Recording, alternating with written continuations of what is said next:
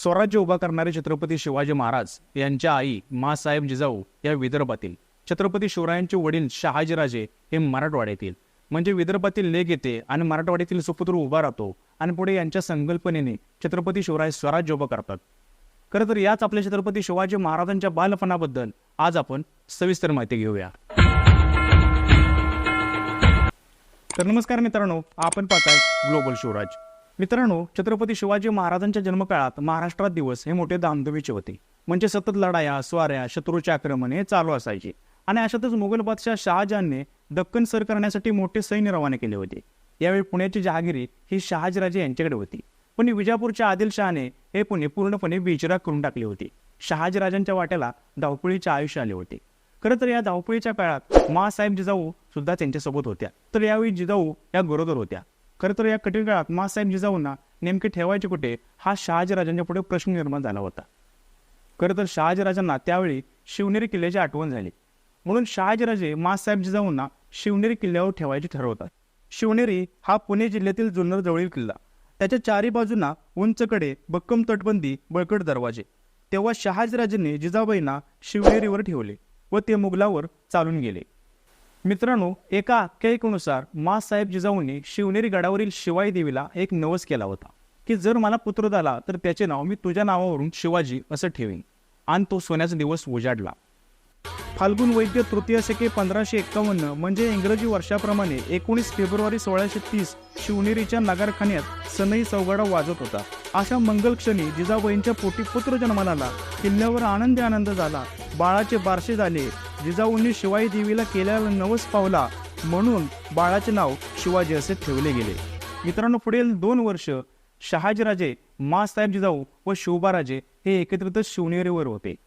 खरं तर छत्रपती शिवरायांच्या वयाची पहिली 6 वर्ष तशी धावपळीतच गेली, पण तरीही माँसाहेब जिजाऊंनी त्यांना उत्तम शिक्षण दिले. माँसाहेब जिजाऊ या सायंकाळी सांजवात लावत, शिवरायांना प्रेमाने जवळ घेत, त्यांना रामाच्या, श्रीकृष्णाच्या, भीमाच्या, अभिमन्यूच्या गोष्टी सांगत, तर कधी संत ज्ञानेश्वर एकनाथ महाराजांचे अभंग म्हणून दाखवत, सम्राट अशोकासारख्या थोर पुरुषांच्या गोष्टी सांगत. यामुळे बाल शिवबाराजांच्या मनात त्यांच्याबद्दल एक प्रेरणास्थान बनून राहिले होते. खरं तर सर्व जाती धर्मातील गरीब मावळींची मुलं ही शिवबाराजांच्याकडे खेळायला यायची. शिवबाराजे सुद्धा त्यांच्या झोपडीमध्ये जायचे, त्यांचे कांदा बकरा आवडीने खायचे. शिवबाराजे त्यांच्यासोबत लपंडाव, भोवरा, विटीदांडू असे अनेक खेळ खेळायचे. त्यांच्यासोबत मातीचे घोडे, मातीची हत्ती, दगडी किल्ले बनवायचे. शिवबाराजांनी आपल्या लहानपणीचा चांगला वेळ एक आपल्या सवंगड्यासोबत घालवला होता.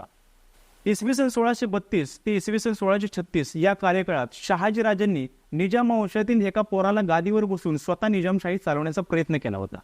इसवी सन 1632 ते इसवी सन 1636 या कार्यकाळात शहाजीराजे हे मोगलांशी लढण्यात मग्न होते. पण पुढे इसवी सन 1636च्या उत्तरार्धात निजामशाही बुडाल्यानंतर शहाजीराजांना आदिलशाहीच्या दरबारात 12,000 फर्जंद वजीर म्हणून नेमण्यात आले. त्यावेळी झालेल्या तहाप्रमाणे शहाजीराजांना रणदुल्लाबरोबर कर्नाटकात जावे लागले. पुढे इसवी सन 1637 मध्ये माँसाहेब जिजाऊ आपले पुत्र शिवबाराजांना घेऊन त्याही शहाजीराजांच्याकडे कर्नाटकात गेल्या. पुढे कर्नाटकात गेल्यानंतर इसवी सन 1637 ते इसवी सन 1642 या कार्यकाळात शहाजीराजे, माँसाहेब जिजाऊ व शिवबाराजे हे एकत्रित होते. शिवबाराजे 7 वर्षाचे झाल्यानंतर शहाजीराजांनी त्यांना स्वतः जुजबी गणित व अक्षर ओळख करून दिली. खरं तर शहाजीराजे हे संस्कृतचे गाढे पंडित होते. शहाजीराजांनी छत्रपती शिवरायांना लहानपणी संस्कृत भाषा अवगत करून दिली होती. खरं तर आदिलशाहीच्या दरबारात शहाजीराजे एक मातब्बर सरदार होते. खरं तर ते घोडेबाजी, तलवारबाजी, दांडपट्टा चालवणे, धनुर्विद्या यामध्ये ते माहेर होते. हे सर्व कलागुण शहाजीराजांनी आपले पुत्र शिवबाराजे यांच्यात रुजवले होते. धर्मशास्त्र, अर्थशास्त्र, राजनीतिशास्त्र हे सर्व शहाजीराजांनी आपले पुत्र शिवरायांना शिकवले होते. पुढे इसवी सन 1640 मध्ये शिवबाराजांचे लग्न निंबाळकर घराण्यातील जीवबाई नावाच्या मुलीशी झाले. पुढे तिचे सासरचे नाव सईबाई असे ठेवण्यात आले. यानंतर इसवी सन 1642 मध्ये शहाजीराजांच्या विरोधात आदिलशाही दरबारातील कटकारस्थाने वाढत गेली. रणदुल्ला खान मेल्यानंतर त्याचा पोरगा कमकर्तृत्व निघाल्याने त्याची जहागिरी होती ते अफजल खानाला दिली. अफजल खानाने सर्व सरदारांना गोळा केले आणि शहाजीराजांच्या विरोधात कटकारस्थाने करायला सुरुवात केली. त्यामुळे आदिलशहाने शहाजीराजांच्याकडे जो मूळ प्रदेश होता तो माघार घेतला व तो अफजल खानाला दिला. त्यामुळे शहाजीराजांना असं वाटले की आपल्या विरुद्ध कटकारस्थाने रचली जातात, आपल्या विरुद्ध षडयंत्र रचले जाते. यामुळे शहाजीराजे आपल्या पत्नी जिजाऊ व आपले पुत्र शिवबाराजे यांना पुणे प्रांतात पाठवण्याचा निर्णय घेतात व वरून आपण आदिलशाही सोडू इच्छितो अशा आशयाचे बोलणे ते आदिलशाहीचे करतात. पुढे इसवी सन 1642 अखेर बाल शिवबाराजांना शहाजीराजे झेंडा, शिक्का, पेशवे, मुजुमदार व सैन्यासह पुणे प्रांतात रवाना करतात. खरं तर यावरून शहाजीराजा मोगलांचे संधान साधतोय की काय याची भीती आदिलशहाला झाली. खरं तर यावरून या भीतीने आदिलशहाने शहाजीराजांसोबत झालेल्या वादावर पडदा टाकला आणि शहाजीराजांच्याकडून जो मुलूक प्रदेश माघारी घेतला होता तो शहाजीराजांना पुन्हा माघारी दिला आणि वरून 5 लाखाचा सोबा बंगलो हा शहाजीराजांना देऊ केला. खरं तर शहाजीराजांसारखा एक प्रबळ सरदार मोगलांच्या छायेत जाणे उचित नाही हे सतत आदिलशहाला वाटायचे. म्हणून त्याने शहाजीराजांसोबत झालेल्या वादावर पडदा टाकला. पण इकडे शहाजीराजांनी आपले पुत्र शिवबाराजांना पुणे प्रांतात पाठवून एक मोठा राजकीय डाव खेळला होता. या चालू वातावरणाचा फायदा घेऊन त्यांना स्वतंत्र बंडयुक्त कार्य करण्याचे आदेश स्वतः शहाजीराजांनी आपले पुत्र शिवबाराजांनी दिले होते.